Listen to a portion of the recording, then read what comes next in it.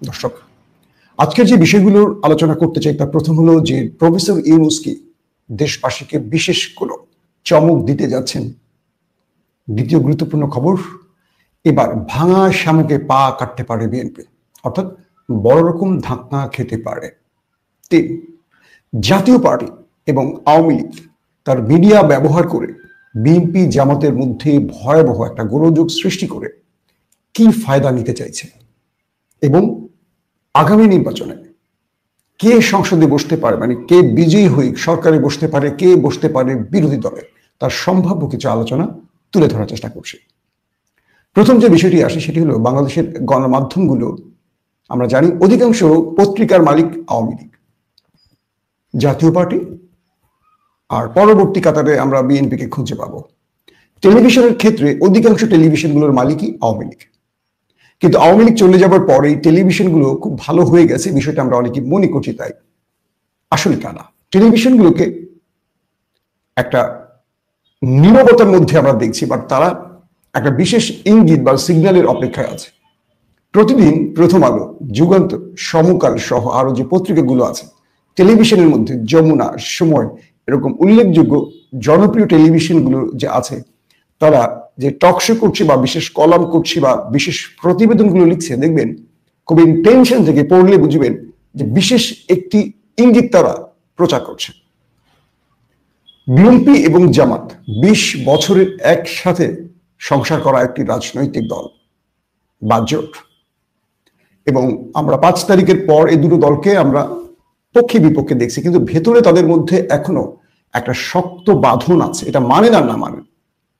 যদি বাংলাদেশে কোনোভাবে আওয়ামী লীগ প্রবেশ করে, দেখবেন এই দুটো দল আবারও সব ভেদাভেদ ভুলে একসাথে লড়াই করবে।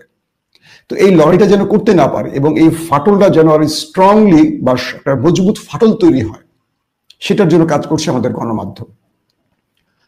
গণমাধ্যমগুলো এখন প্রচার করছে বিএনপি ক্ষমতায় বসবে আর বিরোধী দলে বসতে পারে আওয়ামী লীগ, অথচ আওয়ামী লীগ নিষিদ্ধ। এবং এই আওয়ামী লীগকে বিরোধী দলে বসানোর জন্য একটা বড় কাজ চলছে জাতীয় পার্টিকে নিয়ে। জাতীয় পার্টিকে নির্বাচনে রেখে 300 আসনে প্রার্থী দিয়ে আওয়ামী লীগের প্রার্থীগুলোকে জাতীয় পার্টি বানিয়ে নির্বাচন করাতে চায় আওয়ামী লীগ। যদি তারা এই নির্বাচনে কোনোভাবে যোগ দিতে না পারে, অর্থাৎ কোনোভাবেই আওয়ামী লীগ যদি তার নিষেধাজ্ঞা তুলে নিয়ে এই নির্বাচনে ফেস করতে না পারে, তারা জাতীয় পার্টির ঘাড়ে সওয়ার হবে, এটা মোটামুটি নিশ্চিত। বিএনপির দুটো গ্রুপ আছে, একটা গ্রুপ মনে করছে যে তারা বিরোধী চেয়ারে জামাতকে চায়, আরেকটা গ্রুপ মনে করছে যারা ইসলাম বিরোধী বা কট্টর জামাত বিরোধী গ্রুপ বা যাদের শেকড়টা ভারতে, যেসব বিএনপি নেতাদের, তারা চাইছে বিরোধী চেয়ারে বসুন জাতীয় পার্টি তথা আওয়ামী লীগ। তো এই পলিসিতে বিএনপির মধ্যেও দুটো গ্রুপ কাজ করছে। বিএনপির দু গ্রুপের সাথে কথা বলে যে তথ্য পেয়েছি, এক গ্রুপ বলছে তারা বিরোধী চেয়ারে জামাতকে চায়, এক গ্রুপ বলছে তারা জাতীয় পার্টিকে চায়, তারা জামাতকে কোনোভাবেই চায় না। আর জামাত কি চায়? জামাত আসলে বিরোধী চেয়ারে বসতে চায় না, তারা চায় সরকারে বসতে। জামাত 4টি বিশ্ববিদ্যালয় বিজয়ের পর আত্মবিশ্বাস এত বেড়েছে যে তারা আগামী সংসদ নির্বাচনে বিএনপিকে পরাজিত করে ক্ষমতায় বসার স্বপ্ন দেখছে। আর সেই স্বপ্নের পথে যে বাধাগুলো রয়েছে, সেই বাধাগুলোকে তারা টপকাতে একটার পর একটা পরিকল্পনা গ্রহণ করছে। কিন্তু বিএনপি যে পরিকল্পনাগুলো নিচ্ছে, এই পরিকল্পনাগুলো ভোট কাস্টের জন্য বা ভোট টেনে আনার জন্য কার্যকরী নয়। কিরকম? 54 বছর ধরে আওয়ামী লীগ বিএনপি যে রাজনীতিটা করেছে, সেখানে প্রধান প্রতিপক্ষ ছিল আওয়ামী লীগ আর বিএনপি। জাতীয় পার্টি এবং জামাত ছিল দুধ ভাত, এই দল কখনো একে রাখছে, এই দল কখনো ওকে ছেড়েছে, মানে কখনো আওয়ামী লীগ জাতীয় পার্টিকে টেনেছে, কখনো বিএনপি জামাতকে টেনেছে, এইভাবে দুধ ভাত হিসেবে। কিন্তু এই দুধ ভাত আজকে প্রধান প্রতিপক্ষ হয়ে গেছে। এখন খেলাটা চলছে কি? এখন যে খেলাটা তৈরি হয়েছে সেটা হলো বিএনপি বিরোধী চেয়ারে আসলে কাকে চাইছে এবং যে গ্রুপটা চাইছে সেই গ্রুপটা কতটা স্ট্রং। তো আপাতত মনে হচ্ছে বিএনপি জাতীয় পার্টিকে বিরোধী দলে চাইছে, যদিও জাতীয় পার্টির নির্বাচনে অংশগ্রহণ এখনো অনিশ্চিত। আর জামাত এই বিষয়টি বুঝতে পেরে তারা নানান রকম পরিকল্পনা নিয়ে এসছে, এর মধ্যে গণভোট একটি। আগামীকাল জামাতের ঢাকা চলো কর্মসূচি, এবং এই ঢাকা চলো কর্মসূচি দিয়ে জামাত তার শক্তি, পাওয়ার দেশবাসীকে দেখাতে চায়, সরকারকে দেখাতে চায়, বিএনপিকে দেখাতে চায়। 13 তারিখ আওয়ামী লীগের ঘোষিত লকডাউন, আজ রাতে, মানে যে রাত গেল, ভোর 6:45 শাহজাদপুর, মেরুল বাড্ডা, দুটো বাসে আগুন দেয়া হয়েছে। এই দুটো বাসে যে আগুন কারা দিয়েছে এটা পুলিশ নিশ্চিত নয়, তবে ফায়ার ব্রিগেড আগুন নিভিয়েছে এবং এই লক্ষণ মনে হয় রাজনৈতিক কোনো দল এই আগুন দিয়ে থাকতে পারে। তবে পুলিশের কিছু সূত্র বলছে এই আগুনগুলো আওয়ামী লীগের নেতা কর্মীরা দিয়ে থাকতে পারে, কারণ 13 তারিখ তাদের লকডাউন কর্মসূচির এটা একটা প্রস্তুতি বা একটা মহড়া হতে পারে। প্রশ্ন হলো, দুটো বাসে আজকে যদি আগুন দিতে পারে, কালকে কয়টা দিতে পারে? এবং ঢাকার বেশ কয়েকটি থানাতে রেড অ্যালার্টও দেয়া হয়েছে এমন তথ্য এসছে, বাট এটা অফিসিয়ালি পুলিশ বলছে না। আওয়ামী লীগ মাঠে নামলে বিএনপি জামাত একাট্টা হয়ে মাঠে নামবে, এই তথ্য পাওয়া গেছে দুই দলের পক্ষ থেকে। কিন্তু আওয়ামী লীগ মাঠে নামার যে প্রস্তুতিগুলো তৈরি করে দিচ্ছে আজকের ফ্যাসিজম বিরোধী রাজনৈতিক দল, সেটা কি তারা বন্ধ করছে? আওয়ামী লীগ এই সাহসটা পাচ্ছে কেন? জামাত এবং বিএনপির ভুলের জন্য। এটা কি তারা, এই ভুলটাকে তারা কি শুধরে নিচ্ছে না? ধরেন কয়েকটা বিষয় উল্লেখ করি। আজকে সরকারের বেঁধে দিয়ে আলটিমেটামের শেষ দিন সোমবার। এখন দুটো রাজনৈতিক দল বা সব রাজনৈতিক দলকে দলের কোর্টে ইউনূস যে বলটা ছেড়ে দিয়েছিল যে আপনারা সিদ্ধান্ত করেন গণভোট কবে হবে। জামাত এই বিষয়ে বিএনপিকে ফোন দিয়েছিল, আব্দুল্লাহ মোহাম্মদ তাহের মির্জা ফখরুল ইসলাম আলমগীরকে ফোন করেছিলেন, বিএনপি সাড়া দেয়নি। অর্থাৎ বিএনপি এই বলটাকে আবার সরকারের কোর্টে ছেড়ে দিয়েছে। এখন সরকার সিদ্ধান্ত নেবে গণভোট কবে। কেন ইউনূস বড় রকম বিপদে আছে এই বিষয়টা আগে একটু খেয়াল করেন। সাম্প্রতিক প্রফেসর ইউনূস তার সকল উপদেষ্টাদের নিয়ে একটা মিটিং করেছে। কয়েকটি গণমাধ্যমে দেখলাম সেই মিটিং এ অধিকাংশ উপদেষ্টারাই বিএনপির মতামত ব্যক্ত করেছে, অর্থাৎ গণভোট নির্বাচনের দিনই চাইছেন অথবা গণভোট বাতিল করলে আরো ভালো। ইউনূস সরকার সেই সময়টা নীরব ছিলেন, উপদেষ্টাদের মতামত নিয়েছেন কিন্তু কোনো মন্তব্য করেনি। এবং অধিকাংশ উপদেষ্টারা বিএনপির থেকে একটা গ্রিন সিগন্যাল পেয়েছেন, অর্থাৎ নতুন যে সরকার গঠন হবে এই উপদেষ্টাদেরকে কোনো না কোনো জায়গায় রাখা হবে গুরুত্বপূর্ণ পদে, এই আশ্বাসে উপদেষ্টারা বিএনপির হয়ে কাজ করছেন। এটি বলছে কে?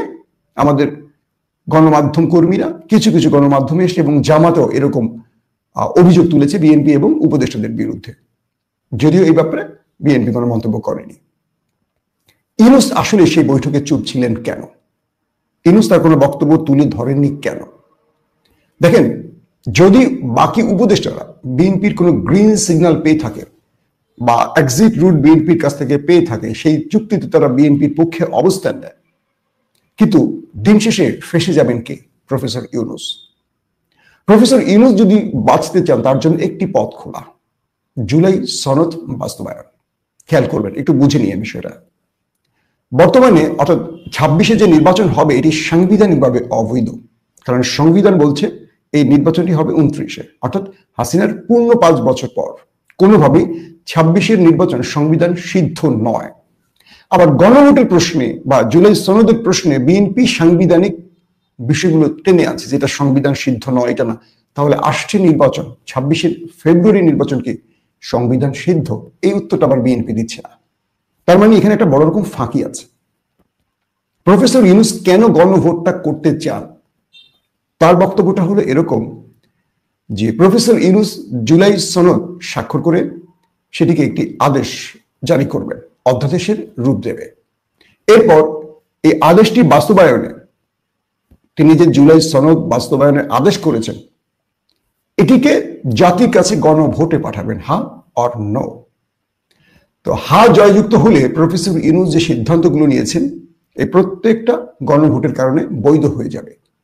আর যদি এই গণভোটটি না করেন তিনি, বা জুলাই সনদ বাস্তবায়নে তিনি যদি আদেশ জারি না করেন, প্রফেসর ইউনূস সরকারের সকল কর্মকাণ্ড অবৈধ হয়ে যাবে। এখন প্রফেসর ইউনূস যদি মনে করেন যে না, আমি বিএনপির সাথে লিয়াজো করে এই কাজটি করে ফেলি, মানে বিএনপি যা চায় তাই করি, তাহলে বিএনপি সারা জীবন প্রফেসর ইউনূসকে আটকে রাখতে পারবে, জুজুর ভয় দেখাতে পারবে। যে কোনো সময় বিএনপি ইউনূসকে গ্রেফতার করে বলবে যে আপনি এই কাজগুলো অবৈধ করেছেন।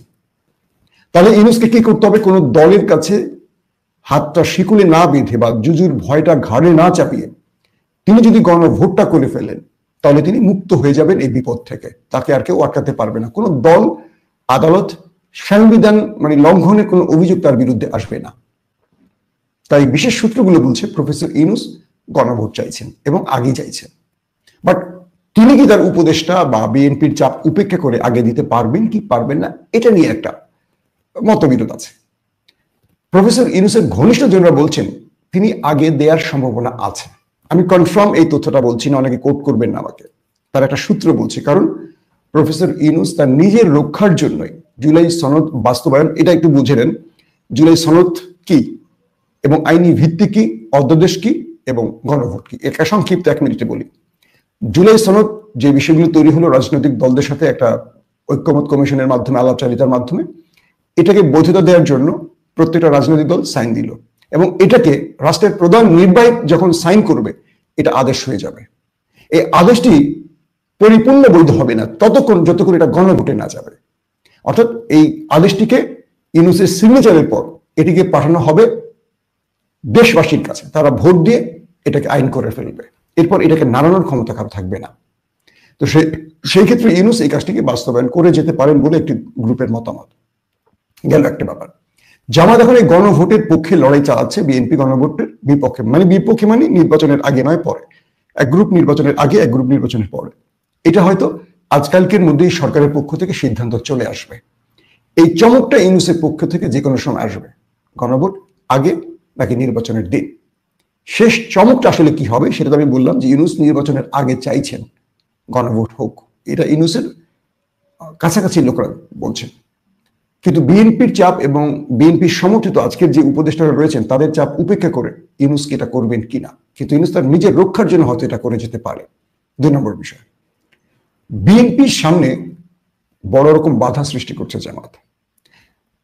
জামাত বলা যায় যে 5 তারিখের পর থেকে মোটামুটি তারা তাদের প্রার্থীদের একটা সিগন্যাল দিয়ে মাঠে নামিয়েছে, আর আওয়ামী লীগ কদিন আগেই তাদের মনোনয়ন চূড়ান্ত করেছে। ইতিমধ্যে এই 2 দল একটা প্রতিযোগিতায় নেমেছে, ভোট কার পক্ষে যাবে, কে সংসদে বসবে এই ইস্যুতে। জামায়াত এমন কিছু পরিকল্পনা নিয়ে মাঠে নেমেছে যে পরিকল্পনাগুলো পূর্বের 54 বছরের ভাবধারাকে, পুরনো বন্দোবস্তকে চ্যালেঞ্জ জানিয়ে একটা নতুন আদলে, অর্থাৎ তরুণদের ভোট কাস্টে জামাত নতুন কিছু পরিকল্পনা নিয়ে মাঠে নেমেছে। পাশাপাশি বিএনপির মধ্যেও ইয়াং যারা, তারাও একটা চ্যালেঞ্জ হিসেবে এটা নিয়েছে, কিন্তু পুরনো যারা, পূর্বের যারা, তারা সেই স্টাইলেই নির্বাচন ওয়ার্কিংটা চালাচ্ছে। সেই হুন্ডা, সেই গুন্ডা, সেই লোক ভাড়া করা, এই প্রক্রিয়াটা চলছে। ইতিমধ্যে বিভিন্ন স্থানে যে জরিপগুলো আসছে সেই জরিপগুলো দেখা যাচ্ছে বিএনপির অনেক হেভিয়েট প্রার্থীরা ভালো করছে না। আমি বেশ কয়েকটি অঞ্চলে কথা বলে দেখছি যে বিএনপির সাবেক অনেক এমপি মন্ত্রীরাও এবার হেরে যেতে পারেন এমন আশঙ্কা তাদের মধ্যে রয়েছে। এর প্রধান কারণ হলো জনগণের পক্ষে কে দাঁড়াচ্ছে, কে বিপক্ষে দাঁড়াচ্ছে। তারেক রহমান একটি কথা বলেছিলেন, এবারের নির্বাচন হবে অতীতের সকল নির্বাচনের চেয়ে সবচেয়ে স্ট্রং প্রতিযোগিতাপূর্ণ, সবচেয়ে চ্যালেঞ্জিং। এই চ্যালেঞ্জিং শব্দটা তারেক রহমান বলেছেন। তার প্রধান কারণ তিনি বুঝতে পারছেন গত 18 বছর বাংলাদেশে নির্বাচন হয়নি। প্রায় 4 কোটির অধিক যুবকরা, তরুণরা এবার ভোটার হয়েছে, এই 18 বছরে নতুন ভোটার হয়েছে। এরা যেই পক্ষে যাবে সেই পক্ষটা বিজয়ী হবে। তো সেই পক্ষটা কোথায় যেতে পারে তার একটা হালকা টিজার আমরা দেখেছি বিশ্ববিদ্যালয় নির্বাচনগুলোতে। বাংলাদেশের প্রধান 4টি বিশ্ববিদ্যালয় একেবারে কি বলবো ভূমিধস বিজয় পেয়েছে শিবির। একটি জায়গায় ছাত্র দলের একটি পদ লাভ করেনি, কেবল আমরা চিটাগাংয়ে একটি পদ দেখলাম, আর সব জায়গায় শিবির বা শিবির সমর্থিত অন্যরা। এটিকে যদি আমি টিজার হিসেবে ধরি তাহলে তরুণদের ভোটটা জামাতের পক্ষে টানতে পারে, এটা মোটামুটি আভাস পাওয়া যায়।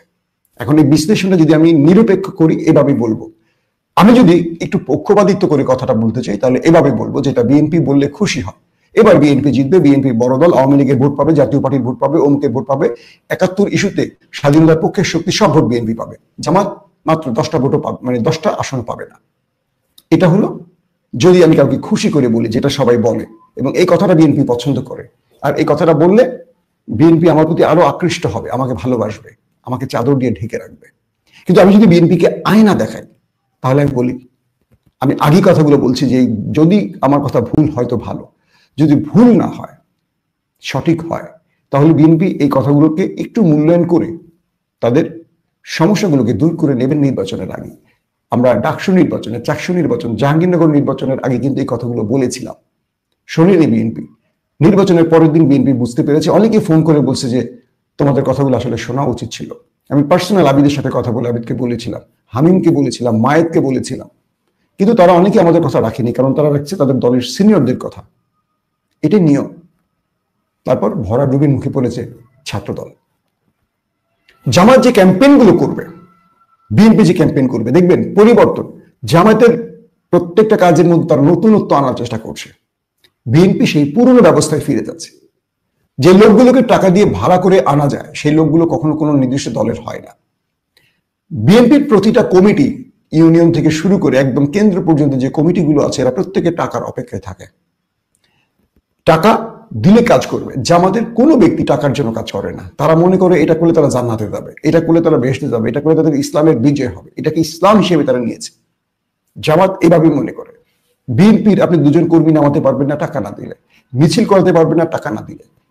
এবং এই ব্যক্তিরাই নেতাদেরকে আসল চিত্র দেখায় না, কখনো দেখায় না। এখন ডিজিটাল যুগে, ফেসবুকের যুগে টেলিভিশনগুলো সব বিএনপির দখলে চলে যাক, কিচ্ছু যায় আসবে না। সোশ্যাল মিডিয়া কার পক্ষে? এক। দুই নম্বর, মানুষ পরিবর্তন চায়।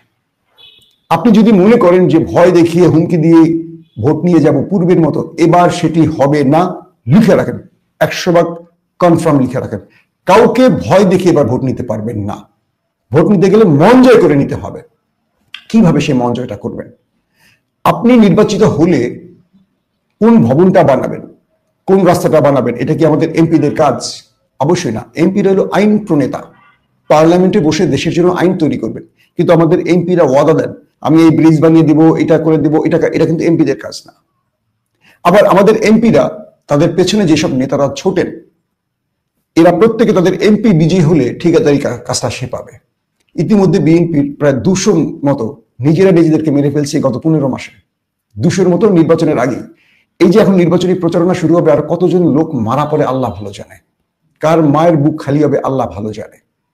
আমি কর্মীদের একটা কথা বলবো যে ভাই, তুমি তোমার নেতার জন্য তোমার মায়ের বুকটা খালি করো না, কয়টা টাকার জন্য নিজের বুকে গুলিটা খেও না। একটা নতুন বন্দোবস্তে ফিরে আসো। এখন যদি এই 24-এর পর, যদি এই 26-এর নির্বাচনে যদি আমরা দেশটাকে পাল্টাতে না পারি, বাংলাদেশ একটা ভয়াবহ অন্ধকারে চলে যাবে। আমি সবচেয়ে বড় দল বা আগামী দিনে ক্ষমতায় বসতে পারে যে বিএনপি, তাকে বলবো একটা ভিন্ন রাজনীতি আমরা এখন বিএনপির কাছ থেকে দেখতে চাই। বাংলাদেশে আইনের শাসন প্রতিষ্ঠা যদি করতে হয়, সেটা বিএনপি পারবে। বাংলাদেশে দুর্নীতি বন্ধ করতে হলে বিএনপি কি করতে হবে? বিএনপি যে যাত্রাটা 26-এ করবে, 54 বছরের সকল বন্দোবস্ত ফেলে দিয়ে একটা নতুন বন্দোবস্ত যদি ফিরে আসতে পারে এবং জনগণ যদি সেই বন্দোবস্তটাকে গ্রহণ করে, বিএনপি ক্ষমতায় আসবে নিশ্চিত। কিন্তু যদি বিএনপির নেতারা এটা জনগণের কাছে তুলে ধরতে না পারে, তাহলে জনগণ বিকল্প হিসেবে বেছে নেবে। বিকল্প হিসেবে কে মাঠে থাকবে? আপনারা বুঝতে পারছেন। এখন বিএনপির সামনে সবচেয়ে বড় ধাক্কাটা হলো জামাত প্রার্থীরা। জামাত প্রার্থীরা যেভাবে কাজ করছেন, মানুষের কাছে পৌঁছে যাচ্ছেন, মানুষ তাদেরকে যেভাবে গ্রহণ করছে, এটা বিএনপি কল্পনা করেনি। বিএনপি ঠিক পূর্বের আদলেই এখনো চলছে, সেখান থেকে বিএনপি বেরিয়ে আসতে পারেনি। বিএনপির যে মুখগুলো এতদিন চাঁদাবাজি করেছে, সেই মুখগুলো যদি নির্বাচনী ওয়ার্কিং এ নামে, বিএনপির ভোট বাড়বে না কমবে? তাহলে বিএনপিকে কি করতে হবে? সেই মুখগুলোকে রাস্তায় নামাতে হবে ভোট চাইতে, যে মুখগুলো মানুষের প্রিয় মুখ। এবং নির্বাচনী ওয়ার্কিং এ বিএনপির সামনে দুটো বক্তব্য: মুক্তিযুদ্ধ, স্বাধীনতা। জামাতের বিরুদ্ধে বিএনপির আর কি বক্তব্য তুলে ধরার সুযোগ আছে? কিন্তু জামাতের সুযোগ আছে বিএনপির বিরুদ্ধে অজস্র অভিযোগ তুলে ধরার। শেখ হাসিনা রাজাকার শব্দটা বলে আন্দোলনের ঘি ঢেলে দিয়েছিল। ডাকসুতে এদের কি সাদিক কায়েম পাকিস্তানি এই ঘোষণা দিয়ে সাদিক কায়েমের বিজয় নিশ্চিত করে দিয়েছে। বিএনপি কি সেই একই ভুল করবে? এই যুবকরা রাজাকার, 71, মুক্তিযুদ্ধ শব্দটা কি আর শুনতে চায় হাসিনার মতো? নাকি এই যুবকরা চায় বিএনপি দেশের জন্য কি করবে সেই বিষয়টাকে তাদের সামনে প্রেজেন্ট করতে? অর্থাৎ তারেক রহমান যে পলিসিগুলো লন্ডন থেকে দিচ্ছেন, বক্তব্যগুলো দিচ্ছেন, বিএনপিকে ওন করতে হবে। সেই বিষয়গুলো জনগণের কাছে তুলে ধরতে হবে যে তারেক রহমান যে বক্তব্যটা দিচ্ছেন বা তিনি কেমন দেশ চাইছেন, কৃষি, শিল্প, শিক্ষা, প্রত্যেকটা ক্ষেত্রে তারেক রহমান যা চাইছেন, এটা প্রতিটা বিএনপির প্রার্থীকে জনগণের কাছে নির্ভুলভাবে তুলে ধরতে হবে। মানুষ যদি আস্থাশীল হয়, আগামী বাংলাদেশ বিএনপির হাত ধরেই পরিবর্তন হবে, তবে বিএনপি বিজয়ী হবে। নতুবা বিএনপির জন্য অনেক বড় ধাক্কা আসতে পারে। আল্লাহ হাফেজ।